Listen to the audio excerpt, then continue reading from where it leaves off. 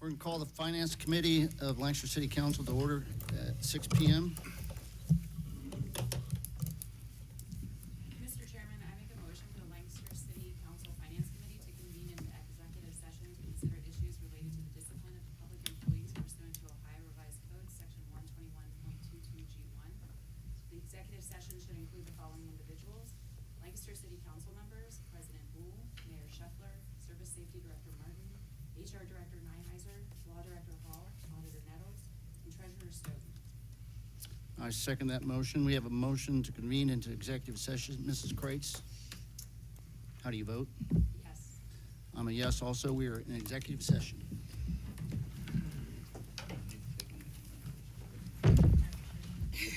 Take my calls. Take your calls, okay. All right, I will.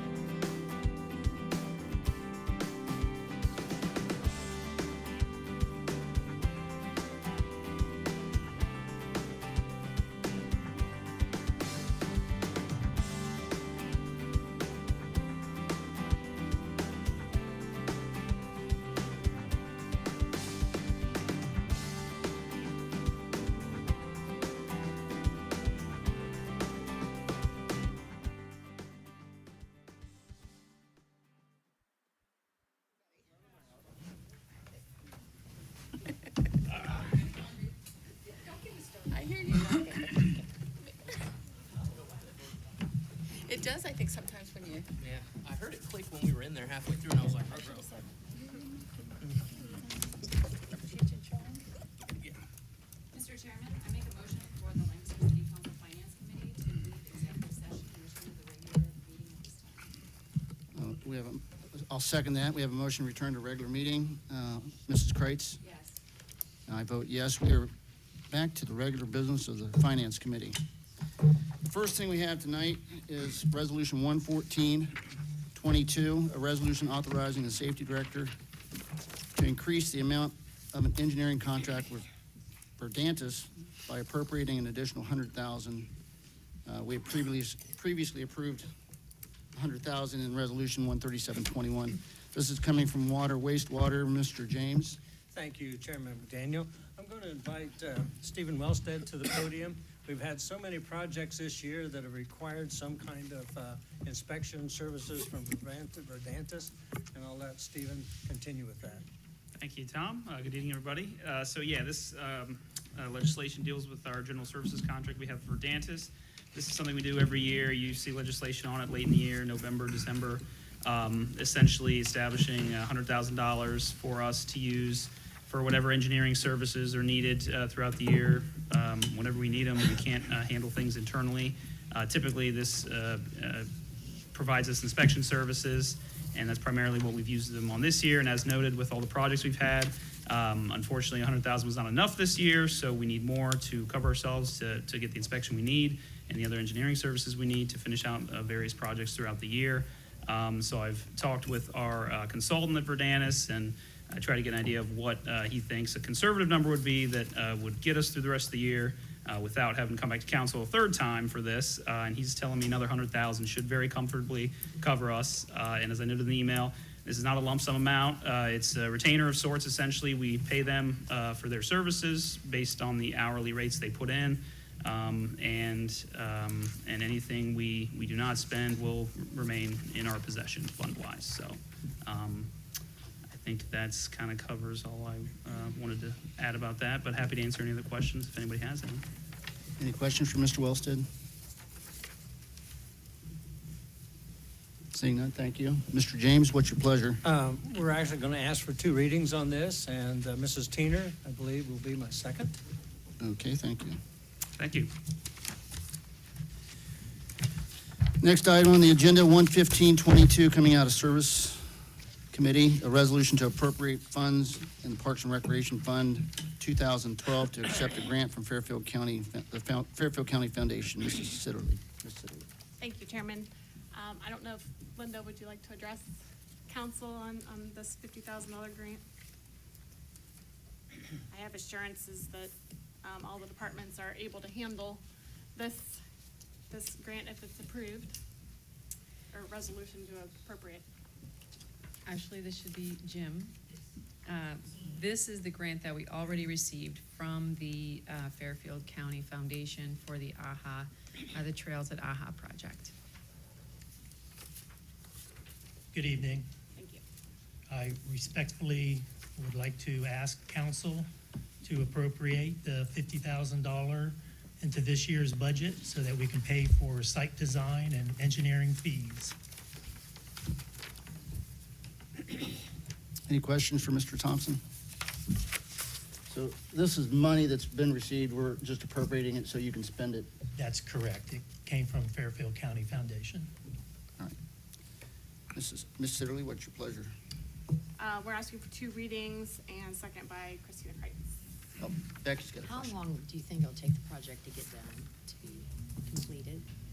Well, I believe phase 1 has to be done by December of 2023. Is that correct? Says the money's got to be spent by then, yeah. Yes.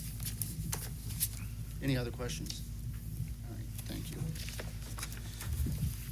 Next item on the agenda is 11722, a resolution to appropriate in the Cemetery Fund 2007 to accept an insurance settlement and to repair the Wetzler Mausoleum. Coming out of Public Works, Mr. Schoonover. Mr. Hens has attended the meeting to go over this one and another piece. I'll let him explain. All right. Good evening. Basically, in the legislation, the $6,500 is to reappropriate the money we spent for the damage to the fence that we got reimbursed for. There towards the back gate around Griffith. So that work's been completed. The new fence is up. The additional $8,000 is what it cost us. And I know the legislation speaks a little bit different, because that was my fault, but that repair's also been done. That is, we had a small mausoleum, a four-crypt mausoleum that the side fell out of, and there were no heirs left in any way to recoup any of the money or to make the repairs. So, we went ahead and made the repairs. It's as reasonable as we could get it done, and I just need to reappropriate that money, or appropriate additional money to cover that cost into my contract labor account. Any question for Mr. Hens? So do we need to change something on here? No, maybe it was in the email that Corey just showed me. It was probably just the email. Yeah, it's correct on the legislation. Okay. All right. Yeah, Nope, it's we're just good. on here how it read, it made it sound like it was something new. We already done it. Mr. Schoonover, what's your pleasure? It says 3 readings on here, but I'm fine with that. are you sure? Yep. Okay. Yep, we'll be good. Okay. And your second is Ms. Sitterly? Yep. Thank you. Next item on the agenda, Resolution 11822, a resolution authorizing the SSD to enter into an engineering agreement with Arcadis. It's coming out of water, wastewater. Mr. James? Thank you again, Chairman McDonald. McDaniel, I'm actually going to ask Darren Drum to come to the podium and Denise Cruz is going to speak to this.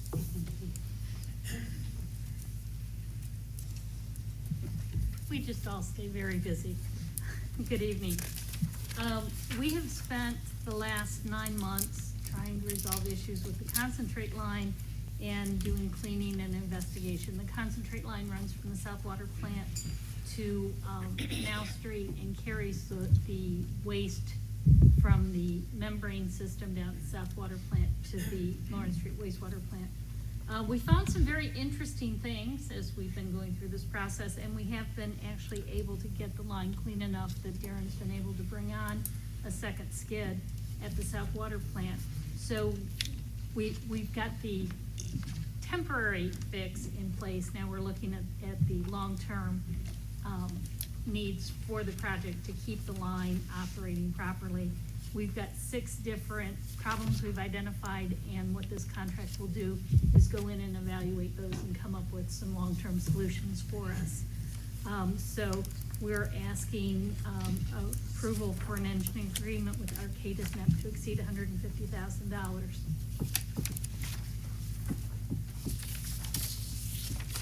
Any question for Denise? Mr. James, what's your pleasure? Once again, to remind people, this concentrate line is only about 4.5 miles long, and it looks like a roller coaster from all the places where it starts to where it ends up. So it's been a real challenge. I do have to commend everybody that's worked hard on this. To bring on that second skid's a big deal. That increases the output of that south plant significantly. So once again, thanks to the people that worked on it. Getting back to, I'm asking for 2 readings, and Ms. Teener to be my second. All right, thank you. Thank you. Next item on the agenda is 11922, a resolution authorizing the city to apply for funding from the Ohio Department of Natural Resources. Ms. Sitterly, coming out of service. Thank you. Jim, I apologize, I didn't see you earlier. I don't know if you want to speak to this one also, or? This is Linda's. Oh, Linda, okay. Well, I switched you guys. Come on, Jim.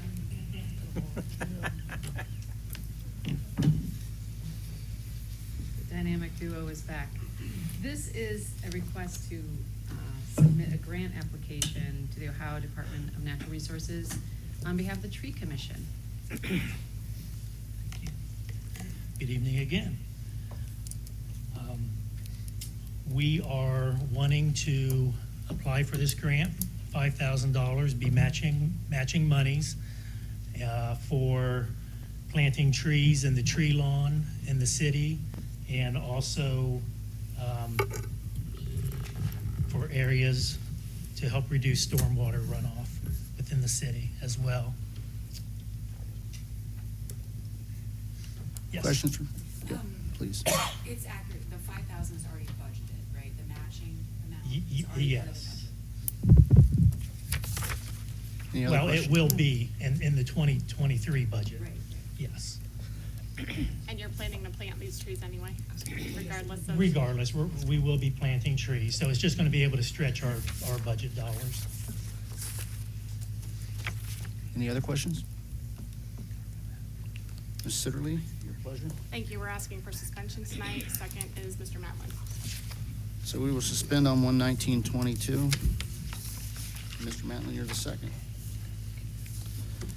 Resolution 1/20/22, a resolution to appropriate funds in the Water Replacement and Improvement Fund 6025 and to authorize payment of bills. Coming out of water, wastewater, Mr. James. Thank you again there, Chairman McDaniel. I'm going to ask either Darren Drum, I believe this time, to come forward. This is has to do with the new chemical feed system, which will eliminate the need for having chlorine gas on the property, which is a really good plus from a safety standpoint. Go ahead. Actually, this is for some other projects we're doing down at the treatment plant. We're gonna be actually upgrading our anti-scalant feed system. Since we're putting another skid online, this will allow us to produce even more water, so I'm looking to load another third skid. Since we're gonna be loading a third skid, I'd like to get a flow pacing system. So our membrane systems cost about $300,000 to replace the membranes. So by putting this new chemical feed system in, programming it, if we would lose our feed system, it'll shut down and stop the skid from becoming fouled. It's a really good protectant. This chemical feed system's about $72,000. I would also, this money actually has been this legislation was actually to appropriate $275,000 in the Water Replacement Improvement Fund, the 6025 account, and the issuance of a then and now certificates. These funds has already been approved in the 2022 budget, and the deposit to water R&I account. These funds are actually slated for the South Water Treatment Plant to increase our water capacity. And we plan to accomplish increasing our capacity by loading another RO skid, upgrading our anti-scalant feed system, and flow pacing that new system. This work will, like I said, help protect our membranes from becoming scaled and fouled. We'd also like to use some of these funds to also upgrade our security system, our access controls, and our facility lighting, purchase plant equipment, and increase our spare parts inventory and supply. These projects will help strengthen our water infrastructure. This work will also be performed by both plant staff and contractors. Whatever we can do in-house, we will, which will allow us to accomplish more with appropriated funds. We will not be able to complete the entirety of all the projects that I'd like to do because this will far exceed this $275,000. I would like to proceed with these projects as soon as possible, so I'm requesting your consideration to pass this legislation in one reading. Do you have any questions? Any questions from Mr. Drum? Mr. James, have you discussed this at your water committee meetings, and Oh, yes, yeah, so this is something you're well aware of? And absolutely. any other questions from Mr. Drum? All right, Mr. James, what's your pleasure? We will be asking for suspension tonight, and Ms. Teener will be my second on that legislation. So we'll ask for suspension on 1/20/22. All right, the next item on the agenda is Resolution 1/21/22, coming out of Finance. I am the sponsor on that. It's a resolution to appropriate funds in the general fund for outside legal services. And Mr. Martin, our Service Safety Director, has indicated that because of an increased number of arbitration hearings between labor unions and the city, In 2022, an additional $30,000 is necessary to be appropriated for the remainder of 2022, and it is our understanding this amount will carry us through to the end of the year. Mrs. Kreitz, you are the second on that. Any questions on that? And we will do two readings on 122-22. Is that appropriate, Mr.? Thank you, Mr. Martin. All right, two readings. 122-22, next item on the agenda. A resolution to resolve duplicate payments for damages to city property. It's coming out of Public Works. Mr. Schoonover. Yes, LDOT had there's a traffic incident, caused damage to traffic signal. Mr. Hens said, let us know. So we received an insurance payment, and then the clerk of courts also sent us a payment for the same thing. So this legislation, we're just keeping the insurance payment and then reimbursing the county for the payment that they sent, so. That makes sense. That's it. And we're gonna ask for suspension on that so we can get the check cut. And I see your second is Mr. James. That's correct. All right, we will ask for suspension on 122-22. Next item on our agenda is any department updates. Do we have any department updates? Seeing none, we'll move to the tonight's meeting prep by President Ohl. Thank you, Mr. Chairman. We have several other resolutions and ordinances to work our way through. Temporary Resolution 11622 is a resolution for consent of bridge inspection services with ODOT coming through Public Works. Mr. Schoonover. This is a yearly piece for bridge inspection from ODOT, so we're just giving our consent. It's something they do for us at no cost. So we're gonna get this rolling and ask for suspension on this piece. So suspension this evening, and who's your second? Mr. James. Mr. James with suspension tonight on 11622. Temporary Resolution 12322, a resolution authorizing the Service Safety Director to rename North Broad Street to Fran Miller Way for the months of November and December. This coming through Council of the Whole. I'll handle this one. Several of us have had a discussion about how best to honor Fran Miller, who passed away earlier this year, for her decades of service to Lancaster and Fairfield County. This will be the first time in decades that Fran Miller is not at the helm of the holiday parade, and so the city of Lancaster is stepping forward to rename Broad Street from, I forget where, it's in the legislation, I'm sure. Main to Fair. Main to Fair, thank you, Stephanie, to Fran Miller Way for the months of November and December as a way to honor her for her service to the community. There will be a special unveiling ceremony of the sign later on in November, I think, right, Mayor? And so this is our way and our effort of honoring Fran. Is coming through Council of the Whole, so we do need a motion and a second from someone tonight to move this forward. Mr. McDaniel, you make the motion? Yes, I will move that we name North Broad Street Fran Miller Way for the months of November, December 2022. Very good. And then when we get to the meeting, we'll need a second as well. So is there someone willing to second tonight? Okay, Ms. Kreitz will second, so that's how we will move that one forward, and thank you all very much. We'll also make sure that the family receives notification of this as we continue forward with the process. Moving on to ordinances, temporary ordinance 2622, an ordinance to accept a storm sewer easement coming through Public Works. Mr. Schoonover? Yeah, I'm gonna see if Engineer Nolan will come up to speak on this piece, and probably 27 and 28 as well. They're all kind of lumped together. Yes, thank you. Yeah, this is, so 26 and 27 are kind of tied together here. We have a right-of-way vacation. However, one of the storm sewers that runs through that existing right-of-way is really, really close to the edge of the right-of-way. We didn't have enough room to use Ohio Revised Code. I think it's 723 something where we would actually receive the actual easement within the right-of-way if we vacated it, but there was just not enough room within that, so we need a specialized easement for this storm sewer. And so the Creed Recovery is actually describing a specific piece for this easement, and we need to get that done fairly quickly here because we want to make sure that that's in our possession before the right-of-way vacation goes through. And just just later today, I did receive some of the final documents from Creed Recovery, so we can act on that fairly quickly. So that's basically, that's in essence our ask for this piece here on 2622. Okay, any questions? If not, Mr. Schoonover, who's your second? Mr. James, and we're gonna ask for suspension. So suspension tonight with Mr. James as the second on 2622, 2722, as was already mentioned, also through Public Works. Anything further on this one? It's marked for 3 readings.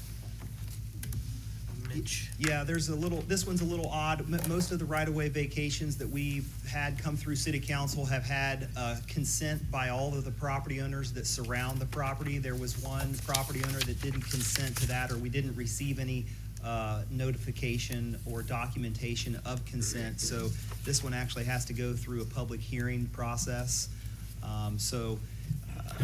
Obviously, we're hoping that we'll get the storm sewer easement completed and move on to the actual right-of-way vacation and have this public hearing for that. Very good. Thank you, Mr. Nolan. There is a public hearing scheduled for 10/24 at 6:30. So at our October 24th meeting, that public hearing will be held. Mr. Schoonover, anything further on this? No, we're gonna do 3 readings on this because the public hearing, and Mr. James would be my second again. Okay, any questions about this before Mr. Nolan vacates? Probably All right. need 'em again. What's that? You'll probably need them for the next one too. For 28, an ordinance to amend the zoning map coming through code enforcement, Mr. Ehlers.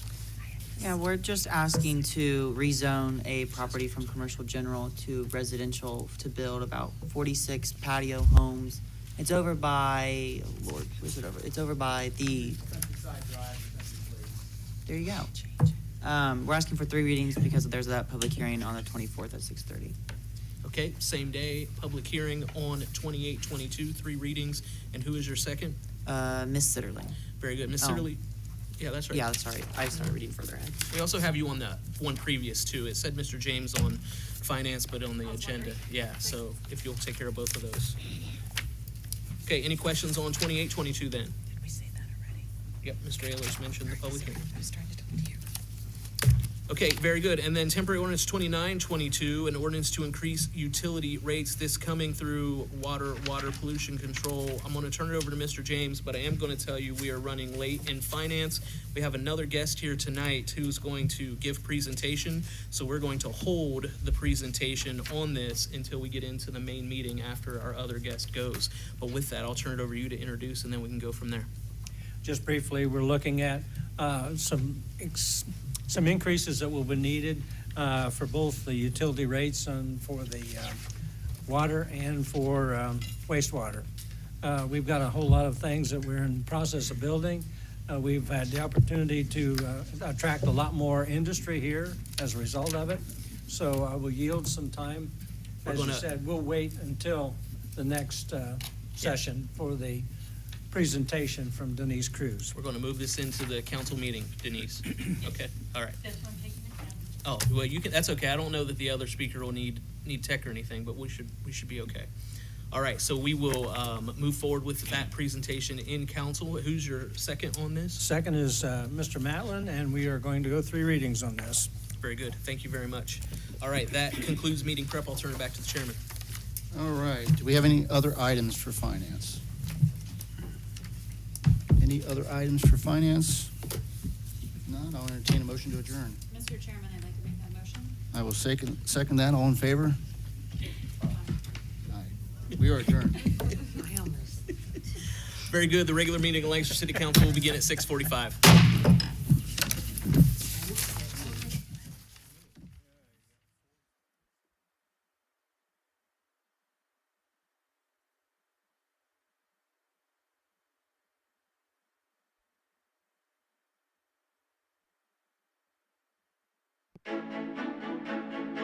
You walked down the aisle and promised happily ever after. Sometimes happily ever after means ending a relationship. We know the conversations are not easy. Deciding what's best for you, your children, and your next steps takes work and communication. At Dagger Law, we know there are no monsters in a divorce, only people trying to find their way. Local, trusted, experienced. Dagger Law.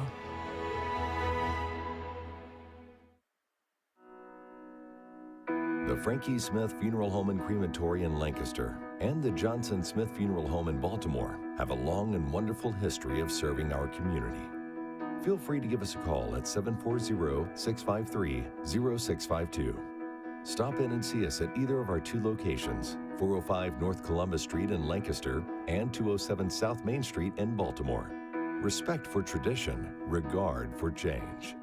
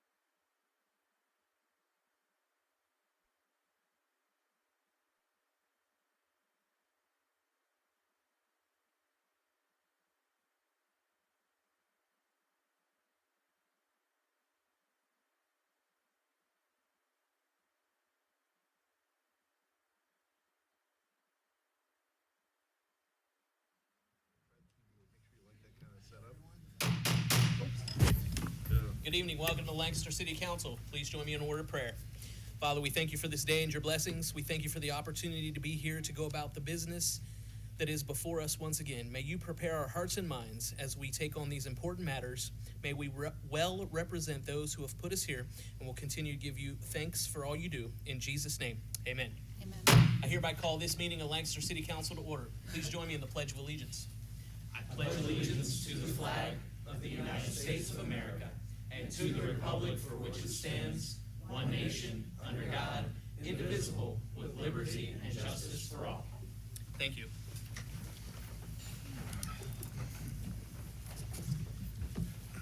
Please call the roll. Mr. Ayers? Here. Mrs. Kreitz? Here. Mr. James? Here. Mr. Matlin? Here. Mr. McDaniel? Here. Mr. Schoonover? Here. Ms. Sitterly? Here. And Mrs. Teener? Here. Let the record reflect that all 8 members of Lancaster City Council are in attendance tonight, and we'll just briefly note that there's been a shuffling of seats, and we'll say congratulations to Mr. Stoughton for the first time in 19 years. He's not sitting in the 4th Ward seat, but he is now down in the Treasurer's seat, and at an appropriate time in the future, we'll be honoring you for your many years of service to City Council. But for tonight, we say congratulations, and that we got the financial people together over here on this side, so there we are, keeping it straight. Thank you very much, Mr. President. With that, we'll ask that the clerk read and so we can dispose of the journal. I'd like to present the regular meeting minutes dated September 12th, 2022. Mr. President, I'd like to make a motion to receive and file the journal. Second. A motion and a second to receive and file the journal. Discussion?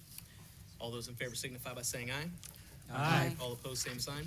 Motion carries. Reports of city officials. Email dated September 15, 2022 regarding the IT agenda submitted by Mrs. Teener. Email dated September 21st, 2022 regarding Monday submitted by Mr. McDaniel. Email dated September 23rd, 2022 regarding council resignation submitted by Mr. Stoughton. Email dated September 23rd, 2022 regarding agenda and legislation submitted by Mrs. Kreitz. And finally, an email dated September 23rd, 2022 regarding a finance agenda submitted by Mr. McDaniel. Mr. President, I'd like to make a motion to receive and file the reports of city officials. Second. We have a motion and a second to receive and file reports of city officials. All those in favor signify by saying aye. Aye. All opposed, same sign. Motion carries. Are there any communications? There are none to be presented.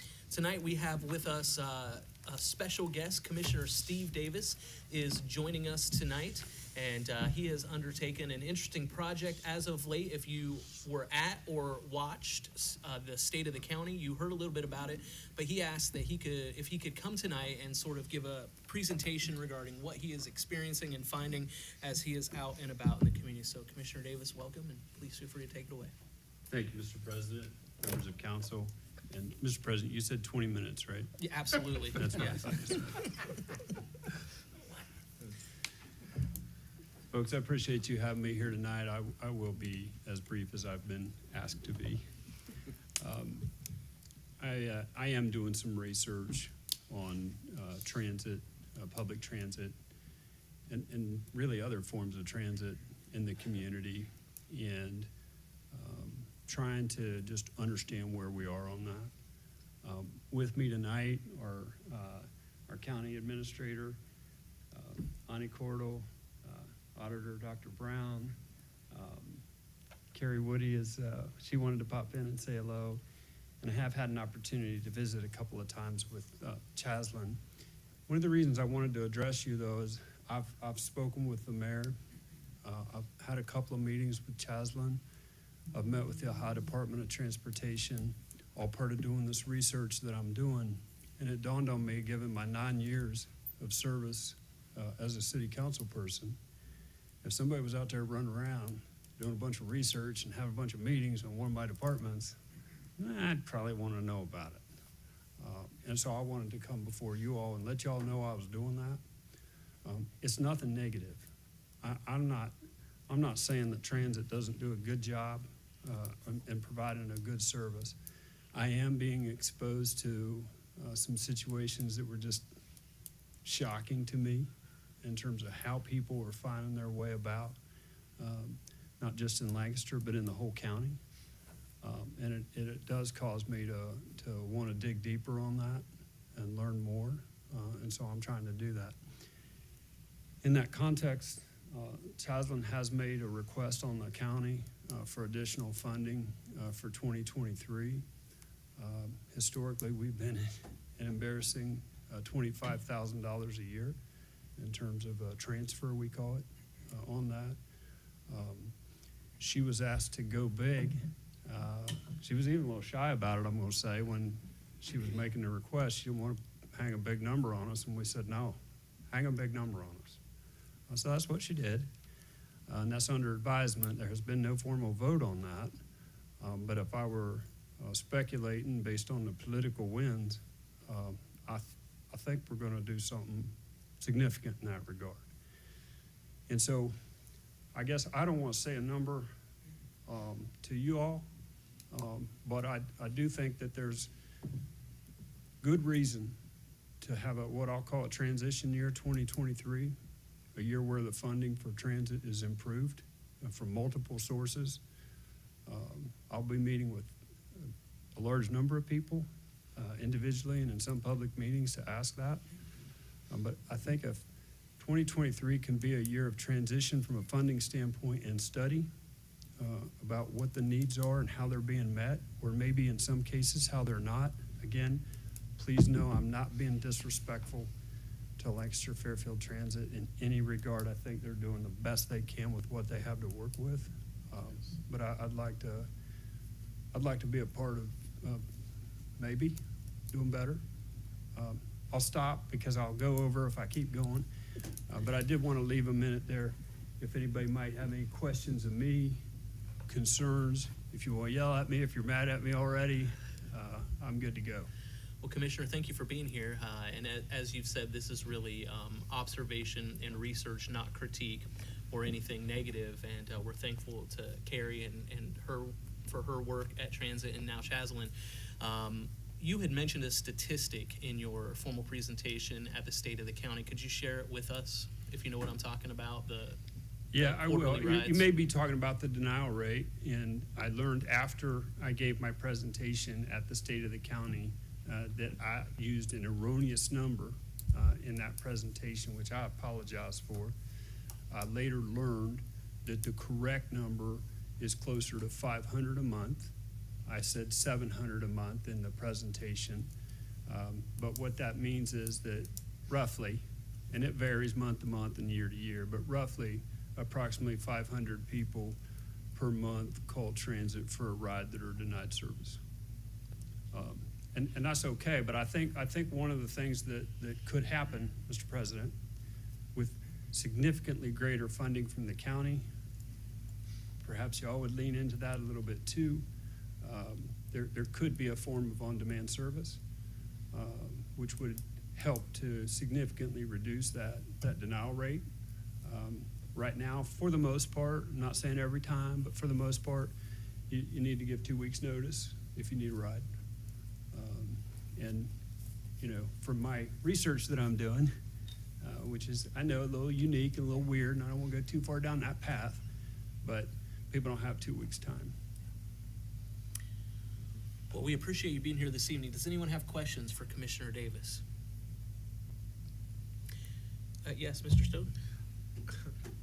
Thanks for sharing. I really appreciate that. That's good information. Can you give us one or two of the aha moments you've had in your study as you're going through this that would just make us, shake our head a little bit? Yeah, I think the best way to say that is I had an impression of, say, for example, what Ubering was all about from my own experience as a consumer. And I'm always doing something fun. I'm going to a beach or a pier somewhere or some fancy thing in the United States or even around the world, and that's what I thought Ubering was. And so when I kind of got into this for reasons that don't really matter right now because I'm under a time limit, that's not what folks are using Uber for here. I've got folks using Uber to go to Burger King and McDonald's and their shift, paying $15, $20 to get to their probably $12, $13, $14 an hour job. Their first hour of work's gone just getting to work. People trying to get their medical. They've got a doctor's appointment. I mean, maybe the doctor called and said, hey, can you come in Tuesday? They said, well, yeah, I guess I will. I don't have 2 weeks, right? So, they're getting their groceries, Tom. They're going to the grocery store. They're paying 15, 20 bucks to go to the grocery store, get their groceries. And I'm not making a socioeconomic judgment about these folks, but it breaks my heart. They don't have 20 bucks to get to and from the grocery store. So that's what struck me kind of on a global level. I know I've told some stories, and they're out there for people to see and about some unique situations. And I was just sharing with some of the folks that are here in support, their stories I'll never tell. The identifying details would potentially be harmful to somebody or something. So I won't, but I've told some, and I'm into it, Tom. I'm sorry, Mr. Treasurer. Tom is fine. Okay, but I guess that's just one more point. I mean, I really like these people. Because they're trying. These aren't the ones that some of us talk about. On the dole, they don't want to work, or the things we say. These are the ones that are trying, and I think that's a big part of why I want to help them. Thank you for your question. I've always said we never know somebody's story, right? We never do. Very good, thank you. Any other questions for Commissioner Davis? Well, if not, let me encourage you all to go out and follow Steve Davis on Facebook. He relays his exploits in Ubering and what he is learning out there. And so if you're interested in more information or following him to hear what he's into, you can follow him at Steve Davis on Facebook. Thank you, Commissioner, for being here tonight. We appreciate you sharing. We appreciate your passion behind this, and are certainly interested in further conversation about how we can get more involved. And if you could show that appreciation in your upcoming 2023 budget, I'd sure appreciate that. Thank you, Commissioner. Let's show his appreciation. Thank you, sir. Very good. All right. Our second presentation tonight, which we moved from finance into council, is Ms. Cruz. Denise is coming to talk to us a little bit about the last ordinance that we were looking at, which is temporary ordinance 2922, which deals with some of the utility rates in the community. And so, Denise, you take it away.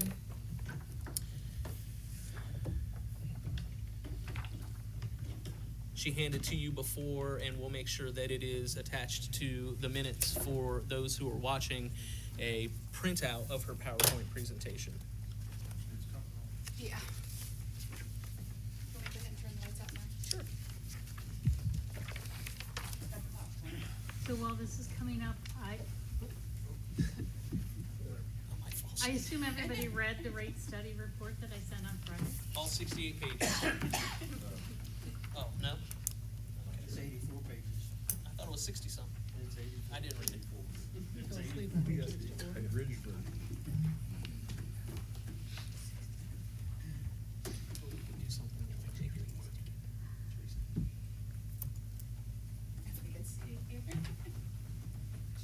Last time the doohickey wasn't shoved in all the way.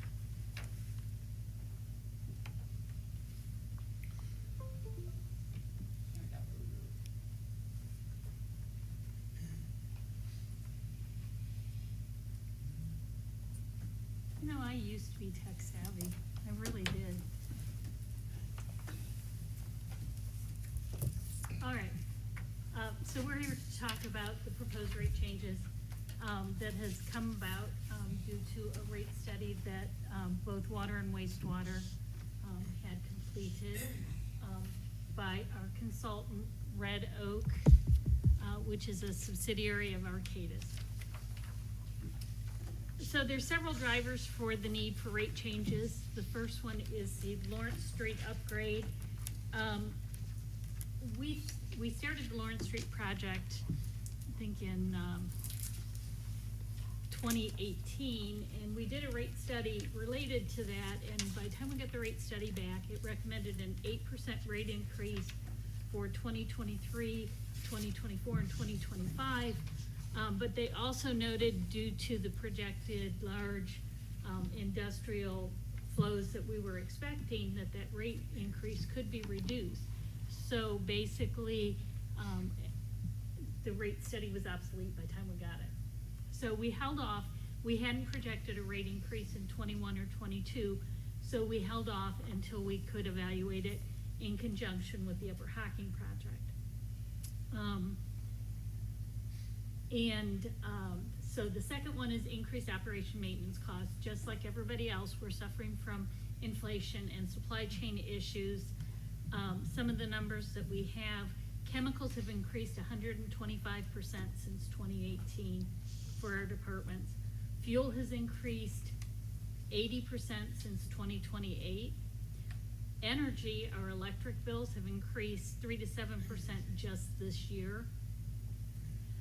In materials, we're seeing anywhere from a 10 to 50% increase since 2019 in just trying to buy stuff, if we can get it, and if we can get it in a reasonable time.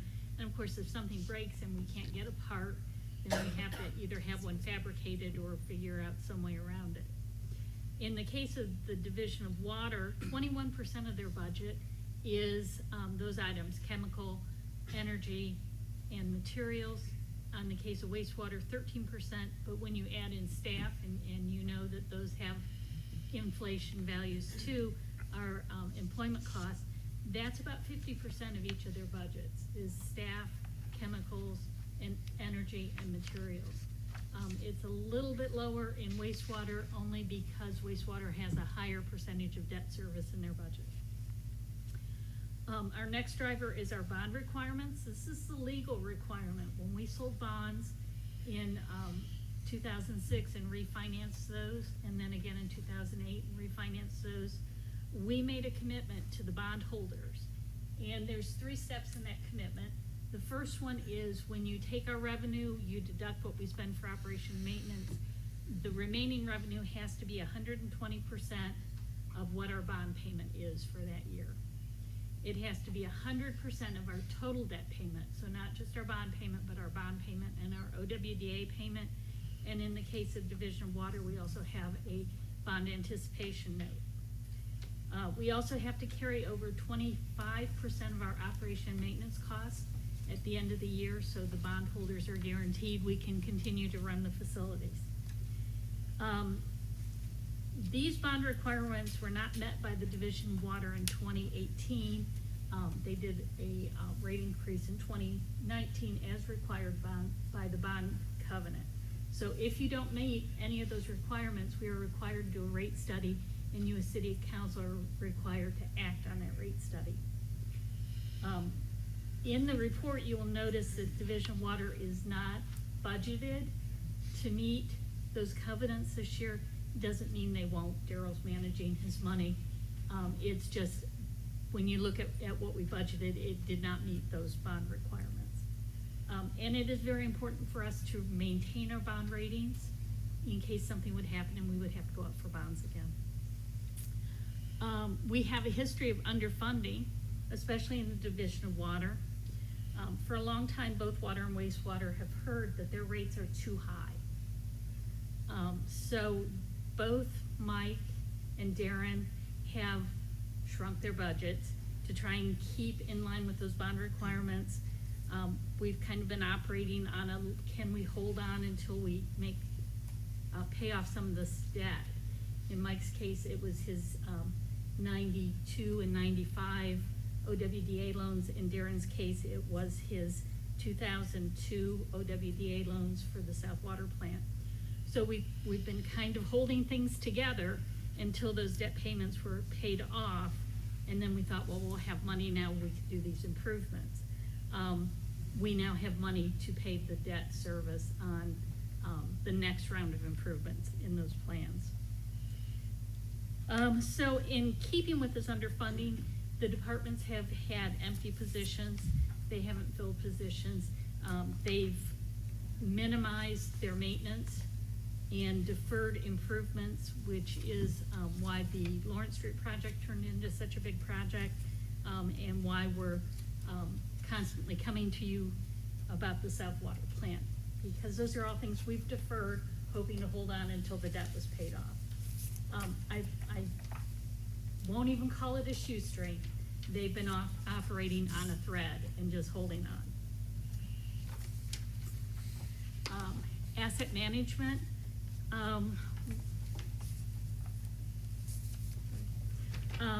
So we have 2 water treatment plants and about 200 miles of water line. There's appurtenances that go with that, pump stations and tanks. On the wastewater side, we have 2 water pollution control facilities, again, about 200 miles of sewer lines, and the accessories that go along with that, pump stations and force mains. As part of our loans, Ohio EPA requires that we have asset management. Our permit requires that we operate these and maintain these systems. So we have those requirements, but in effect, if we have leaky water lines and we're suffering water loss, that's water we're producing that nobody's paying for. So we want to minimize water loss so that we minimize lost revenue or just wasted water. On the wastewater side, that pesky infiltration and inflow increases treatment costs because it's water coming into the system that, again, nobody's paying for. As always, we face a slew of regulations, long-term control plan, which we've been dealing with for almost 20 years now. Phosphorus removal has just been added to the wastewater permit, so Mike's gearing up for phosphorus removal at both treatment plants. Darren's looking at the threat of manganese removal at the water treatment plants. There's something called PFAS, which is a chemical of concern. Don't ask me what PFAS stands for. I couldn't tell you right now. This is an emerging contaminant. It's something that we hear more and more about on both the drinking water and the wastewater side. And it's something we're monitoring. We don't know when it's going to come or what is going to come of that. Ongoing wellhead protection. We want to make sure we maintain safe drinking water. And the new one is lead service lines, where we have to inventory and start replacing lead service lines within the system. The last driver, and something that both Mike and Darren were concerned about as we started into this rate study, was making sure that our rates are fair and equitable across all of our rate classes. We were concerned that maybe rates had started to skew and people weren't paying their fair share. And that is a philosophy that you have residents subsidizing businesses for economic development, or you have businesses subsidizing residents for to assist low-income people. It's just a philosophy, but our philosophy has always been fair and equitable, and we want to make sure everybody's paying their share. So speaking of that, we did do a cost of service evaluation. On the top, you'll see the water, and you will see that residents have been overpaying by about 8.5%, and outside corporate users outside the corporation have been pretty close to equal, and commercial and industrial have been subsidized by about 16%. On the sewer side, you see residential, commercial, government, that would be the county and the schools, and the state, have all been overpaying, and industry has been subsidized by about 5%. Strength surcharge has not been looked at in a long time, and that's a surcharge on the industries that give us high strength waste. So they were obviously getting some subsidy there. And waste haulers are the people that come into Lawrence Street, the septic companies, the landfills, and discharge waste to the plant there. One of our concerns when looking at waste haulers is that's a pretty good chunk of money for Mike, and we want to make sure we keep getting waste haulers here, so we want to be very sensitive about raising the rates there and not driving them to Columbus or to Logan or Canal Winchester or Newark. So this is what we're looking at sewer rates. You can see the 2022 numbers. And then on out through 2027. So we're proposing increases in all of those. What you see at the bottom is the average residential rate. And we figure 700 cubic feet is what an average residential user uses, so that's how we calculate an average bill. So we're proposing a 3.04% increase next year, almost 6% in '24, a little over 6% in '25, and then back down. '24 and '25 represent the initial debt payments on the Lawrence Street project before a large expected increase in industrial revenue. The key debt drivers on this is, again, the Lawrence Street and the bond coverage. Here's the water rates. Again, you can see that we're raising across all of the categories, and down at the bottom again is residential, 3% increase next year, almost 5, 4.5 in 2026, and then no rate increase in 2027.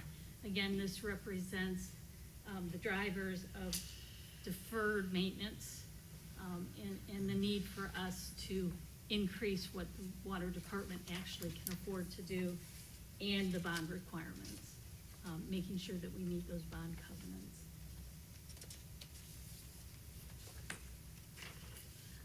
And I do want to say on both of these, the 2023 rate increase is skewed away from residential. So what we're doing is we're readjusting across those classes to bring the residential back so they're paying their fair percent.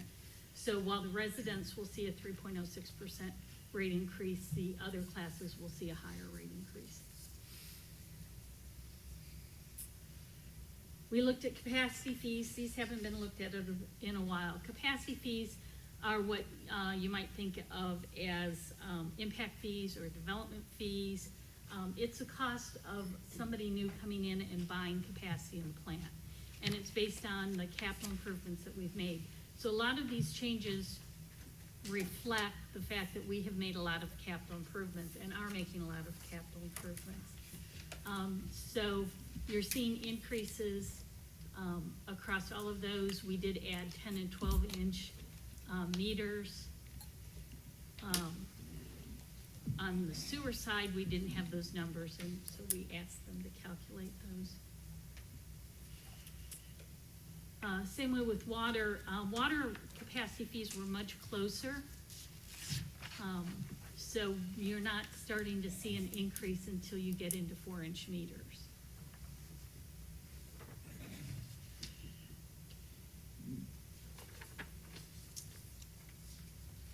We also looked at fire line capacity fees. These are lines that are just used for the fire system. They don't normally pay a monthly fee, so this is the capacity fee to install a fire line.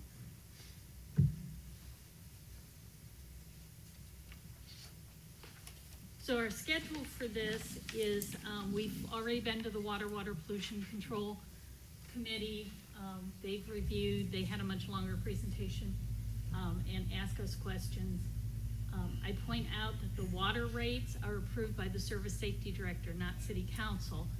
We're presenting this as one presentation because we want to be open and transparent to you guys about what's going on across both departments. The Service Safety Director has already indicated that he will approve these rates and that will make those effective January 1st. The wastewater rates were introduced or will be introduced tonight. Those are approved by City Council. Capacity fees for water and wastewater will also be introduced tonight in that legislation, and those are again approved by City Council. We would like the rates effective January 1st. And the last thing I have is, as always, we constantly work to keep rates down. We manage our construction costs to minimize how much loan we have to take. We try to save money to pay interest during construction, which is an option that we have. So as an example, Mike Nixon on the Lawrence Street project is getting a charge of about $10,000 a month in interest during construction.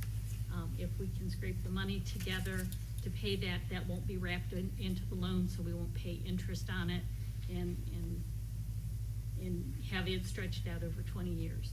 So, where we can do that, we will do that. On the wastewater side, we did an early call of his 2012 bonds to clear up that bond requirement. On the water side, we'll be making early calls in the next 3 years to clear those bonds out before we get the new debt on the North Water plant. By calling those bonds early, that gets us out of those bond covenants quicker. As I talked before, we want to reduce water losses, to reduce unbilled water and wastewater. We want to continue to reduce our combined sewer overflows and I&I through asset management, to reduce the amount of water to be treated. And as always, we leverage local funds through grants. In fact, I'm getting ready to submit a grant application for about $250,000 for Mike Nixon tomorrow. So at that point, I will take questions. All right, does anyone have questions for Ms. Cruz? Yes, Mr. Ehlers.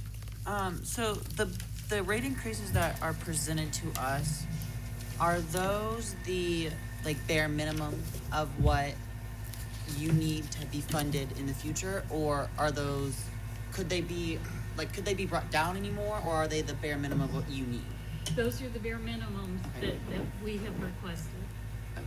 And then, if you don't mind, when you look at the study you do, you mentioned you see some skew in people paying more than their fair share. Do you know how we ever got to a point in that? How we ever got to that point? So some of it is that as improvements were made, changes didn't get made, like I said, in the strength surcharges and in the capacity fees. Some of it is that we instituted a tiered system about 5 years ago. So the more water you used, the cheaper it became. And the philosophy on that is that once you get over that initial set cost, then it just becomes the production cost of your water, so it should be cheaper. So I think that skewed it a little bit. Okay, and then my last question, do you expect the rate increases that you are given and that large first amount you're going to propose, I think it was 14% or something similar in that area as a rate increase for your industrial partners, do you expect those increases to equal out the cost of service to where everyone's paying closer to their fair share? Yes. Okay. Thank you, Mr. Ehlers. Other questions for Ms. Cruz? Mr. James. This is not so much a question as a comment. If it weren't for the opportunity to bring in some really good new large customers, no names mentioned, these rate increases would probably be more than what we're looking at now. Is that correct? Yes, I will say that, because the improvements that we're making right now, we've condensed the time schedule, but they were improvements we needed to do. We were reaching capacity at the Upper Hocking. The North Water plant was due for a major increase. The South Water plant needed these improvements. Lawrence Street needed the improvements. So what it did is instead of us looking at these improvements over an 8-year period, we looked at them over a 3-year period. So it kind of condensed that, but as always, the cost of money increases faster than the cost of the improvements. So if we had put off those improvements, they would cost more. Somebody asked me, well, costs aren't gonna escalate forever. And there's 2 things on the public works site that we see. First of all, Central Ohio is booming. And it's not going to stop even if there's a recession. There is just too much construction going on in Central Ohio that our contractors can't find workers. Their materials are going up quickly, hence the North Water plant went from 65 million to 85 million, and that's all just cost escalation. The second thing is through the infrastructure bill at the federal level, they're putting almost $1 trillion into infrastructure, and that's going to come across the country, and that's going to keep contractors busy. It's going to increase the cost of materials. So even if there is a recession on the public works side, we're not gonna see decreases in costs. That's a good point. Thank you. Further questions? Yes, Mr. McDaniel. I really just have on page 4 of our handout, just a question on looks like the math is wrong on one of the upper portion, the outside corporation cost of service. Just reading between, it looks like that should be 121,525 and not 181,525. Is that, The cost of service evaluation on Okay. slide number 3. one more up? Okay. If you look across, the math isn't correct. I'm assuming it's a typo on the cost of service. It is most likely a typo on the cost of service Okay. on my part. Because it would be a lot more than 2.1 if that was the correct number. I think it was a typo that Division Water caught, and I didn't catch to Gotcha. change my slide. Okay, thank you. Okay, further questions?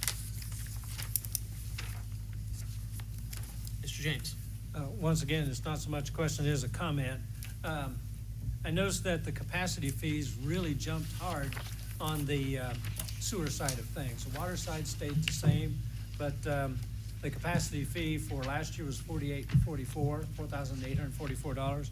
Now it's $5,789. That's a 20% increase. So again, we haven't adjusted capacity fees, I think, since 2006. And it just represents, capacity fees are based on capital cost. So it's recovering the capital cost. And so the idea is that the capital cost has been borne by the existing users, and new users come in and buy a share. And so we have to figure out what that share is that they're buying. So again, because we've been trying to live on a shoestring and wait till we paid off debt, water pollution has invested a lot more in capital improvement than the water side, and it's all being adjusted for that. All right, further questions? Okay, one last fact I want to give you. 80% of our customers pay 0 to 700 cubic feet. So most people are going to see those rate increases that I showed you on the slide. 99% of our customers pay 0 to 100 cubic feet. So they're going to be in that first tier. They're not going to see the big increases that look like they loom large, but they don't. All right, thank you, Ms. Cruz, for your presentation. We appreciate all of the information. Again, you have not only the PowerPoint presentation, but also a rather lengthy report that you can review at your leisure. So we will be obviously interested in your questions and comments and willing to answer any that you have. Our rate consultant will be available at the next meeting. If there's a large number of questions or you want to question the report in depth. If you don't, that's fine. But feel free to get a hold of myself, Darren, or Mike, or Stephen, and we will answer any questions that you have. Great, thank you very much, Ms. Cruz. We appreciate it. All right, we are going to move on into the agenda. Are there petitions or memorials? There are none to be presented. During this time, City Council sets time aside to allow the voters and taxpayers of the city to address us on any item or issue they would like. Is there anyone who'd like to address City Council this evening? Yes, sir. You've been here before. I think you know the rules, but just for the rest of the group, if anyone else is here to speak, we ask that you keep your comments to 5 minutes or less. Once you come up, please sign in on the sign-in form in front of you and then state your name and address for the record. Note that while City Council will not respond to you during this period, we may choose to do so at a later time. Please go ahead, sir. I'm Jan Kosha at 815 Lambton Circle. Good evening, President Uhl, members of council, and members of the administration. I'm here to speak about the improved safety at West Fair Avenue, Edie Road, and Roxton Way. At the August 22nd meeting of City Council, the residents of Roxton Ravine Condos presented a petition to the city asking for changes to the intersection in order to improve safety. President Uhl referred the petition to the Administrative Safety Committee for their consideration and possible action. On September 15th, the new configuration of the intersection was complete. There are now protected left turn lanes from eastbound Fair Avenue onto northbound Edie Road and from westbound Fair to Roxton Way. The result is a much safer intersection. The residents of Roxton Ravine wish to thank the Safety Committee and the Lancaster Department of Transportation for their efforts in this endeavor. We especially give thanks to Councilman Allers and Service Safety Director Paul Martin, because without their support, this project would not have happened in this timely fashion. Thank you and good evening. Thank you, Mr. Kosha. We appreciate that.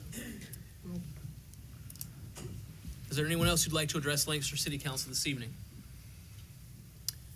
All right, seeing none, we will move on, and we thank each of you for being here tonight. Are there reports of standing committees? There are none to be presented. Are there reports of special committees? There are none to be presented. We have no public hearings this evening, so we'll move to the reading of resolutions, beginning with the third reading of temporary bless you, of temporary resolution 103-22. A resolution authorizing the mayor to prepare and submit an application to participate in the Ohio Public Works Commission State Capital Improvement Program and to execute contracts as required, offered by Mr. James and seconded by Mr. Matlin. Mr. James. Thank you, President Noel. At this time, I would like to make a motion the council pass, engross, and enter upon our written record, temporary resolution 103-22. We have a motion and a second to pass and gross and enter upon the written record, temporary resolution 103-22. Discussion, Mr. James. Just briefly, this gives us the opportunity to go after some money that, for projects that we can certainly utilize that money in a good way. Further discussion on the motion to pass? Please call the roll. Mr. Ayers? Yes. Mrs. Kreitz? Yes. Mr. James? Yes. I'm sorry. Yes. Yes. Okay, Sorry. I'm sorry. I was coughing. Mr. Matlin? Yes. Mr. McDaniel? Yes. Mr. Schoonover? Yes. Ms. Sitterly? Yes. Mrs. Teener? Yes. Temporary resolution 103-22 passes 8-0. Temporary resolution 106-22.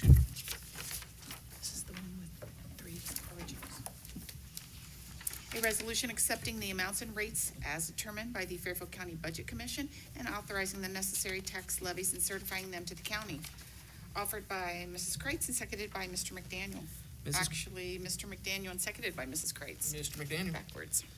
Mr. President, I'd like to make a motion that council pass, engross, and enter upon the written record resolution temporarily numbered 106-22.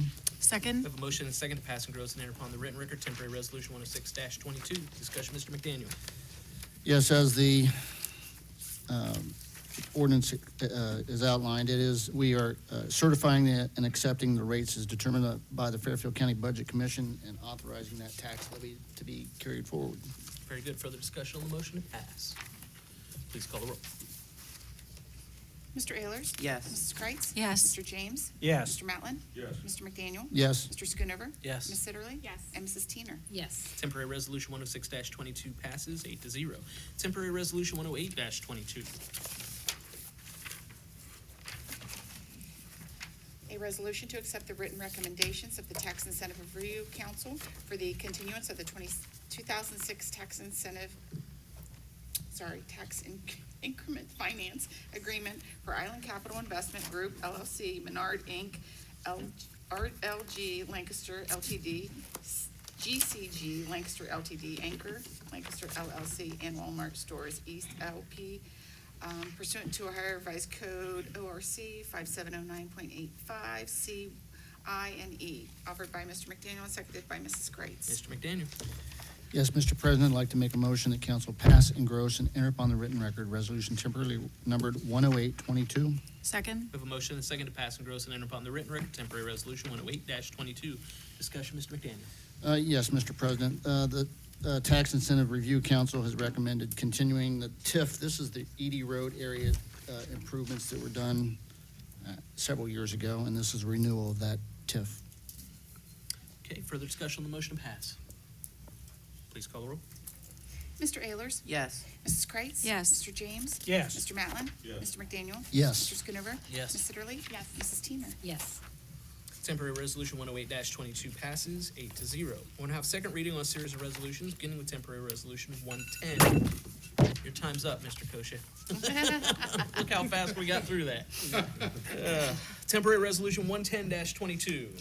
A resolution to increase and decrease appropriations in the .15 Fire Levy Fund for projected overtime for the Lancaster Fire Department, offered by Mrs. Kreitz, seconded by Mr. McDaniel.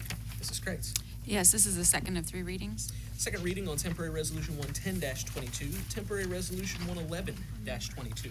A resolution authorizing the Service Safety Director to enter into an engineering agreement with Arcadis for the design of the lateral D trunk Phase 2 and Campground Road Pump Station and Force Main, and authorize the issuance of then and now certificate, offered by Mr. James and seconded by Mr. Mallon. Mr. James. Thank you, President. At this time, I would like to make a motion that council suspend its rules and waive the third reading of temporary resolution 111-22. I have a motion and a second to suspend the rules and waive the third reading of Temporary Resolution 111-22. Discussion, Mr. James. Just as a quick reminder, this is for the upgrades on, for the design of the upgrades for the Campground Road pump station, and it's in the amount of about $520,000, and this would, contract that would go to the engineering firm of Arcadis. Thank you very much. Further discussion on the motion to suspend. Please call the roll. Mr. Ayers? Yes. Mrs. Kreitz? Yes. Mr. James? Yes. Mr. Matlin? Yes. Mr. McDaniel? Yes. Mr. Schoonover? Yes. Ms. Sitterly? Yes. And Mrs. Teener? Yes. Motion to suspend carries 8-0. Mr. James. Thank you, President. At this time, I would like to make a motion that council pass, engross, and enter upon the written record temporary resolution number 111-22. We have a motion and a second to pass and gross and enter upon the written record Temporary Resolution 111-22. Discussion, Mr. James. Nothing further, thank you. Discussion on the motion to pass. Please call the roll. Mr. Ayers? Yes. Mrs. Kreitz? Yes. Mr. James? Yes. Mr. Matlin? Yes. Mr. McDaniel? Yes. Mr. Schoonover? Yes. Ms. Sitterly? Yes. And Mrs. Teener? Yes. Temporary Resolution 111-22 passes 8-0. We're gonna have first reading on series of resolutions, beginning with Temporary Resolution 114-22. A resolution authorizing the Service Safety Director to increase the amount of an engineering contract with Verdatis as previously approved by Permanent Resolution 137-21, offered by Mr. James and seconded by Mrs. Teener. Mr. James. Thank you, President. This is actually the first of 2 readings. First 2 readings on Temporary Resolution 114-22. Temporary Resolution 115-22. A resolution to appropriate funds in the Park and Recreation Fund, amend the certificate of other sources and appropriations with the county auditor, and increase receipts for a grant from the Fairfield Foundation for the AHA Recreational Trail Project, offered by Mrs. Sitterly and seconded by Mrs. Kreitz. Ms. Sitterly. Thank you, Mr. President. It's the first of 2 readings. First 2 readings then on Temporary Resolution 115-22. Temporary Resolution 116-22. A resolution of consent for bridge inspection program services and to authorize the Service Safety Director to enter into a bridge inspection program services agreement with Ohio Department of Transportation for PID number 117554, offered by Mr. Schoonover and seconded by Mr. James. Mr. Schoonover. Mr. President, I'd like to make a motion that council suspend its rules and waive the second and third readings of temporary resolution 116-22. I will second that. We have a motion and a second to suspend the rules and waive the second and third reading, Temporary Resolution 116-22. Discussion, Mr. Schoonover. Just a yearly piece, allowing us to, give permission for ODOT to inspect our bridges at no cost to us. Very good. Further discussion on the motion to suspend. Please call the roll. Mr. Ayers? Yes. Mrs. Kreitz? Yes. Mr. James? Yes. Mr. Matlin? Yes. Mr. McDaniel? Yes. Mr. Schoonover? Yes. Ms. Sitterly? Yes. And Mrs. Teener? Yes. Motion to suspend carries 8-0. Mr. Schoonover. Mr. President, I'd like to make a motion that council pass and gross and enter upon the written record temporary resolution 116-22. I will second that. We have a motion and a second to pass and gross and enter upon the written record, Temporary Resolution 116-22. Discussion, Mr. Schoonover. No, thank you. Discussion on the motion to pass. Please call the roll. Mr. Ayers? Yes. Mrs. Kreitz? Yes. Mr. James? Yes. Mr. Matlin? Yes. Mr. McDaniel? Yes. Mr. Schoonover? Yes. Ms. Sitterly? Yes. And Mrs. Teener? Yes. Temporary Resolution 116-22 passes 8-0. Temporary Resolution 117-22. A resolution to appropriate funds in the Cemetery Fund 2007, amend their certificate of appropriations with the county auditor and increase receipts for the reimbursement from an insurance carrier for damages to city property, offered by Mr. Schoonover and seconded by Ms. Sitterly. Mr. Schoonover. First of 3 readings, please. First 3 readings on Temporary Resolution 117-22. Temporary Resolution 118-22. A resolution authorizing the Service Safety Director to enter into an engineering agreement with Arcadis for engineering evaluation for long-term concentrate line upgrades and issue a then and now certificate, offered by Mr. James and seconded by Mrs. Teener. Mr. James. Thank you, President Earl. This is the first of two readings. First two readings on temporary resolution 118-22. Temporary resolution 119-22. A resolution authorizing the City of Lancaster to apply for funding from the Ohio Department of Natural Resources, offered by Ms. Sitterly and seconded by Mr. Matland. Ms. Sitterly. Thank you, Mr. President. I would like to make a motion that council suspend its rules and waive the second and third reading of temporary resolution 119-22. We have a motion and a second to suspend the rules and waive the second and third reading of temporary resolution 119-22. Discussion, Ms. Sitterly? Yes, thank you, Mr. President. As Ms. Disser and Mr. Thompson explained, this is a grant for $5,000 that the tree commission needs to fund anyway, or is gonna get these trees regardless of whether we get this grant or not. They do have to match it, but they have the funds to match it. Okay. Further discussion on the motion to suspend. Please call the roll. Mr. Ayers? Yes. Mrs. Kreitz? Yes. Mr. James? Yes. Mr. Matland? Yes. Mr. McDaniel? Yes. Mr. Schoonover? Yes. Ms. Sitterly? Yes. And Mrs. Teener. Yes. Motion to suspend carries 8-0. Ms. Sitterly. Thank you, Mr. President. I would like to make a motion that council pass, engross, and enter upon the written record resolution temporarily numbered 119-22. We have a motion and a second to pass, engross, and enter upon the written record temporary resolution 119-22. Discussion, Ms. Sitterly. No, thank you. Discussion on the motion to pass. Please call the roll. Mr. Ayers? Yes. Mrs. Kreitz? Yes. Mr. James? Yes. Mr. Matland? Yes. Mr. McDaniel? Yes. Mr. Schoonover? Yes. Ms. Sitterly? Yes. And Mrs. Teener. Yes. Temporary resolution 119-22 passes 8-0. Temporary resolution 120-22. A resolution to appropriate funds in the Water Replacement and Improvement Fund 6025, authorize payment of bills, and authorize the issuance of a then and now certificate as a result of this project, offered by Mr. James and seconded by Mrs. Teener. Mr. James.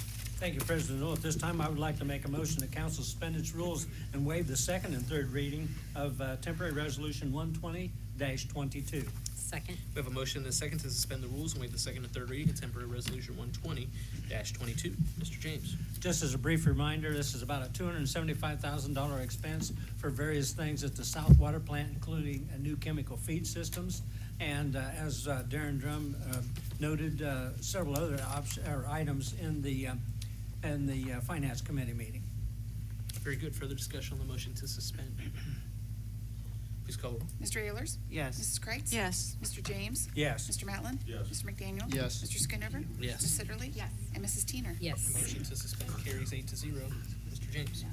Thank you, President Earl. At this time, I'd like to make a motion that council pass, engross, and enter upon our written record temporary resolution number 120-22. Second. A motion and a second to pass, engross, and enter upon the written record temporary resolution 120-22. Discussion, Mr. James. Nothing further, thank you. Other discussion on the motion to pass, Mr. Ayers. I guess I'm just a little confused. So on here, it says the then and now, so has the 275 already been spent by the water department? Do we know? I can almost speak to that. I know that that is the answer to that, not all of it. Okay, There's probably something, but not all Some, of it, not I can all tell you of that it. for sure. okay. Okay, thank you, Mr. Ayers. Further discussion on the motion to pass?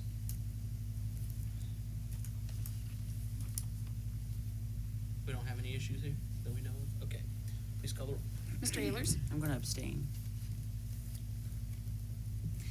Mrs. Kreitz? Yes. Mr. James? Yes. Mr. Matland? Yes. Mr. McDaniel? Yes. Mr. Schoonover? Yes. Ms. Sitterly? Yes. And Mrs. Teener. Yes.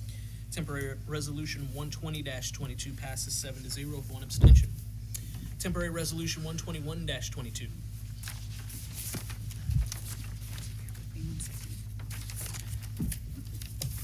A resolution to appropriate from the unencumbered balance and amend the certificate with the county auditor in the general fund 1001 for outside legal services, offered by Mr. McDaniel, seconded by Mrs. Kreitz. Mr. McDaniel. First of two readings. First two readings on temporary resolution 121-22. Temporary resolution 122-22. A resolution to appropriate from the unencumbered balance and amend the certificate with the county auditor in the LDOT funds 2008 for reimbursement to Brandon C. Meyer, Fairfield County Clerk of Courts, for reimbursement of a bond for a payment of damages to the City of Lancaster Department of Transportation, offered by Mr. Schoonover, seconded by Mr. James. Mr. Schoonover. Mr. President, I'd like to make a motion that council suspend its rules and waive the second and third readings of temporary resolution 12222. I will second that. A motion and a second to suspend the rules and waive the second and third reading of temporary resolution 122-22. Discussion, Mr. Schoonover. Yes, this is, LDOT had some damages that were reimbursed from an insurance company and the clerk of courts. It was only supposed to be from one or the other, so we're asking for suspension so we can reimburse the clerk of courts as soon as possible. Very good. Further discussion on the motion to suspend. Please call the roll. Mr. Ayers? Yes. Mrs. Kreitz? Yes. Mr. James? Yes. Mr. Matlin? Yes. Mr. McDaniel? Yes. Mr. Schoonover? Yes. Ms. Sitterly? Yes. And Mrs. Teener? Yes. Motion to suspend carries 8-0. Mr. Schoonover. Mr. President, I'd like to make a motion that council pass, engross, and enter upon the written record temporary resolution 12222. I will second that. A motion and a second to pass, engross, and enter upon the written record temporary resolution 122-22. Mr. Schoonover. No thanks. Discussion on the motion to pass. Please call the roll. Mr. Ayers? Yes. Mrs. Kreitz? Yes. Mr. James? Yes. Mr. Matlin? Yes. Mr. McDaniel? Yes. Mr. Schoonover? Yes. Ms. Sitterly? Yes. And Mrs. Teener? Yes. Temporary resolution 122-22 passes 8-0. Temporary resolution 123-22. A resolution authorizing the Service Safety Director to rename North Broad Street in the city of Lancaster to Fran Miller Way, offered by Mr. McDaniel and seconded by Mrs. Kreitz. Mr. McDaniel. Yes, Mr. President. I just want to clarify, this is an ordinance or a resolution allowing us to rename North Broad Street to honor Fran Miller, a longtime volunteer coordinator of the holiday parade. Something near and dear to her heart that I believe she ran last year's parade. And she was under the weather for quite some time, and she fought that, and this was so near and dear to her heart, even when she didn't feel capable of doing this, she stepped up and did it anyway because it meant something to her. And I think this is an appropriate honor. This is the first of 3 readings. Thank you, Mr. McDaniel. First of 3 readings on temporary resolution 123-22. Are there other resolutions to come before Lancaster City Council this evening? If not, we'll move to the reading of ordinances, beginning with the second reading of temporary ordinance 25-22. An ordinance to accept a storm sewer easement, nope. Tonight's not my night, I apologize, just not on game. An ordinance providing for the issuance and sale of notes in the maximum principal amount of $720,000 in anticipation of issuance of bonds for the purpose of paying the cost of the renovation of an existing building for use by the city's municipal court, together with all necessary purchases thereto and declaring an emergency. Offered by Mrs. Kreitz and seconded by Mr. McDaniel. Ms. Kreitz. Yes, thank you. This is the second of 3 readings. Second of 3 readings on temporary ordinance 25-22. Now first reading on a series of ordinances, beginning with temporary ordinance 26-22. An ordinance to accept a storm sewer easement in conjunction with a right-of-way vacation requested by the Creed of Recovery LLC and to declare an emergency. Offered by Mr. Schoonover and seconded by Mr. James. Mr. Schoonover. Mr. President, I'd like to make a motion that council suspend its rules and waive the second and third readings of temporary ordinance 2622. I will second that. Motion and a second to suspend the rules and waive the second and third reading of temporary ordinance 26-22. Discussion, Mr. Schoonover. Just real quick, we're asking for suspension on 2622 as it has relation to ordinance 2722 that we'll be having a public hearing on here in a few weeks. Thank you very much. Further discussion on the motion to suspend. Please call the roll. Mr. Ayers? Yes. Mrs. Kreitz? Yes. Mr. James? Yes. Mr. Matlin? Yes. Mr. McDaniel? Yes. Mr. Schoonover? Yes. Ms. Sitterly? Yes. And Mrs. Teener? Yes. Motion to suspend carries 8-0. Mr. Schoonover. Mr. President, I'd like to make a motion that council pass, engross, and enter upon the written record temporary ordinance 2622. I will second that. A motion and a second to pass and gross and enter upon the written record temporary ordinance 26-22. Discussion, Mr. Schoonover. No, thank you. Discussion on the motion to pass. Please call the roll. Mr. Ayers? Yes. Mrs. Kreitz? Yes. Mr. James? Yes. Mr. Matlin? Yes. Mr. McDaniel? Yes. Mr. Schoonover? Yes. Ms. Sitterly? Yes. And Mrs. Teener? Yes. Temporary ordinance 26-22 passes 8-0. Temporary ordinance 27-22. An ordinance to vacate a portion of right-of-way for the Wheeling Street extension that bisects the property located at 1511 through 1513 East Main Street associated with the Creed of Recovery LLC development of this site and to declare an emergency, offered by Mr. Schoonover and seconded by Ms. Sitterly. Mr. Schoonover? This is the first of 3 readings with that public hearing scheduled on 10/24. Thank you very much. First of 3 readings then on temporary ordinance 27-22 with a public hearing on 10/24 at 6:30. Temporary ordinance 28-22. An ordinance to amend the City of Lancaster zoning map to change the zoning of 20.7 plus minus acres identified as Fairfield County Auditor Tax Parcel Number 0533008400 from commercial general to residential single family 4 and to declare an emergency, offered by Mr. Ayers and seconded by Ms. Sitterly. Mr. Ayers? First of 3 readings. First of 3 readings. We'll also note a public hearing on 10/24 at 6:30 for this ordinance as well. Temporary ordinance 29-22. An ordinance to amend Part 9, Street Utilities and Public Services, Title 3, Public Utilities, Chapter 911 Water, Section 911.07D, Capacity Charges for Water, Chapter 912, Capacity Charge for Trunk Sanitary Sewer Benefit, Chapter 915 Sewer Rates, Section 915.04A User Rates and Charges, Chapter 915 Sewer Rates, Section 915.05A Strength Surcharge, and Chapter 916 Wastewater Pretreatment, Section 916.08C Strength Surcharge of the Codified Ordinances of the City of Lancaster, offered by Mr. James and seconded by Mr. Mountain. Mr. James? President Miller, this is the first of 3 readings. First of 3 readings on temporary ordinance 29-22. Are there further ordinances to come before Lancaster City Council this evening? If not, we have no tabled legislation. Is there unfinished business tonight?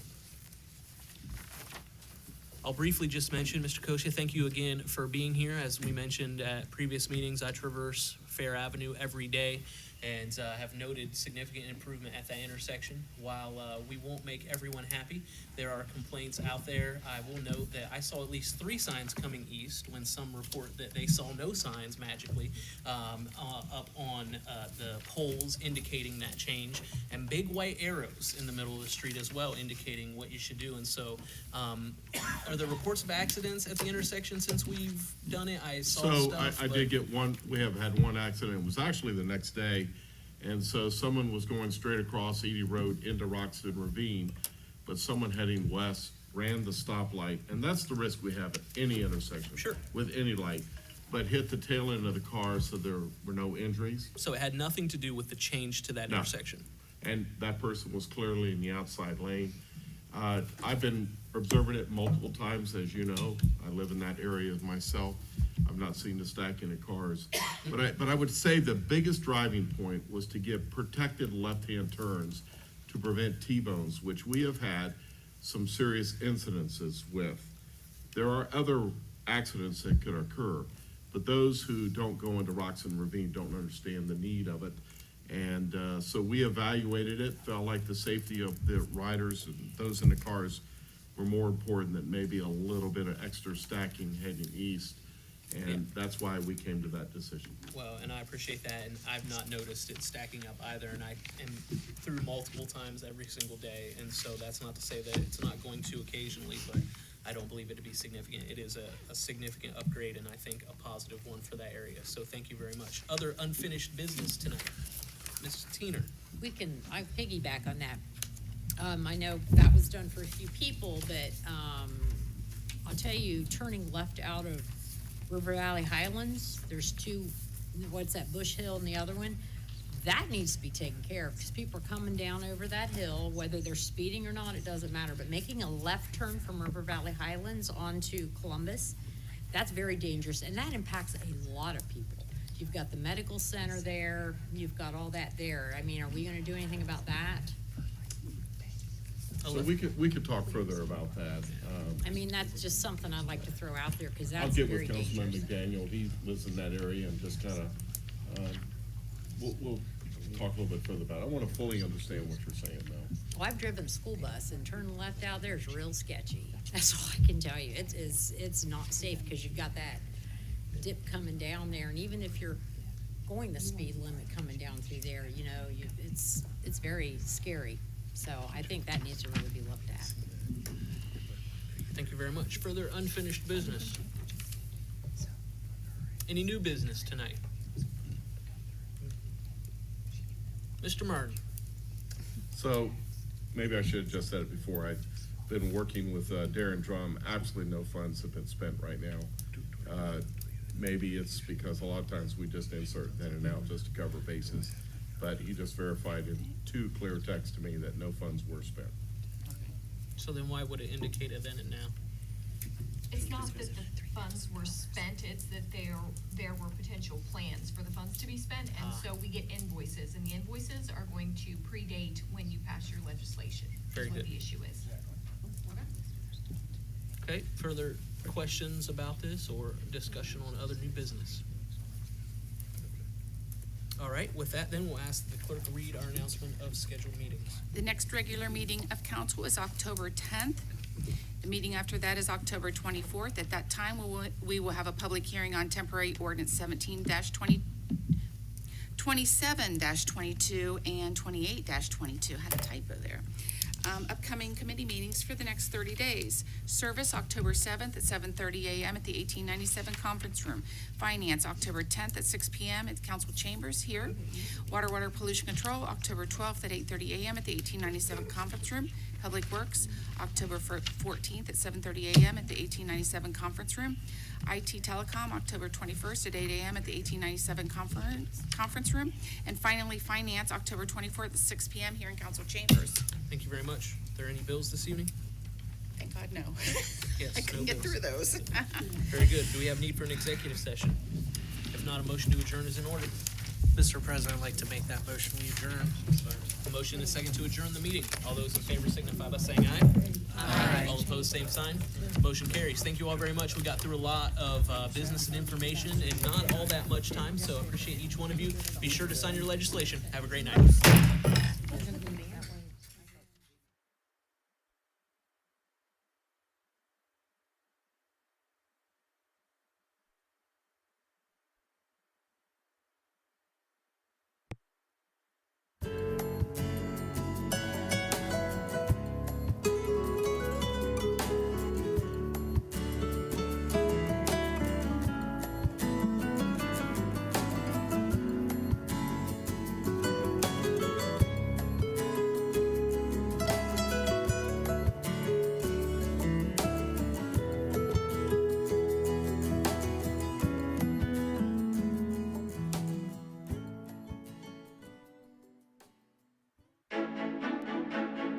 You walked down the aisle and promised happily ever after.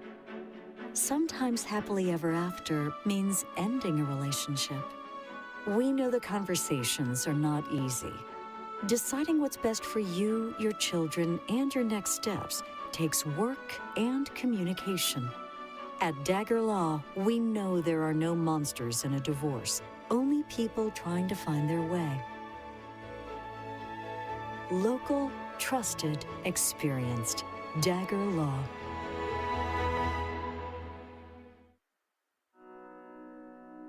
The Frankie Smith Funeral Home and Crematory in Lancaster and the Johnson Smith Funeral Home in Baltimore have a long and wonderful history of serving our community.